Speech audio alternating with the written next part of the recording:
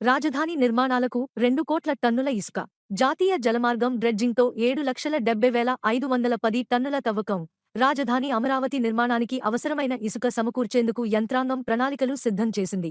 జాతీయ జలమార్గం 4 ఏర్పాటులో భాగంగా కృష్ణానదిలో ఇబ్రహీంపట్నం నుంచి వైకుంఠపురం మీదుగా హరిశ్చంద్రపురం వరకు డ్రెడ్జింగ్ ద్వారా పూడిక తీసే పనులను అధికారులు గుత్తేదారుకు అప్పగించారు. ఇక్కడ 7,70,510 టన్నుల ఇసుక వస్తుందని అంచనా. దీనిని రాజధాని అమరావతి నిర్మాణాలకు తరలించాలని అధికారులు నిర్ణయించారు. గుత్తేదారు ఇసుక తవ్వి, డంపింగ్ యార్డుకు తరలించి రాజధాని పనులకు లోడ్ చేస్తే టన్నుకు రూ. 215 చెల్లించాలని అధికారులు నిర్ణయించారు. డ్రెడ్జింగ్కు అవసరమైన అన్ని అనుమతులను ఆయా శాఖల నుంచి గుత్తేదారు తీసుకోవడంతో గుంటూరు కలెక్టరు నిరభ్యంతరపత్రం జారీ చేశారు. జనవరి 2026 31 వరకు తవ్వకాలకు అనుమతించారు. రాజధాని అమరావతి నిర్మాణానికి ప్రభుత్వం వేల కోట్ల విలువైన పనులకు టెండర్లు పిలిచి గుత్తేదారులను ఎంపిక చేసింది. ఏప్రిల్లో ప్రధానమంత్రి నరేంద్ర మోదీ పలు పనులకు శంకుస్థాపన చేయనున్నారు. ప్రైవేటు సంస్థలు కూడా నిర్మాణాలు ప్రారంభించనున్నాయి.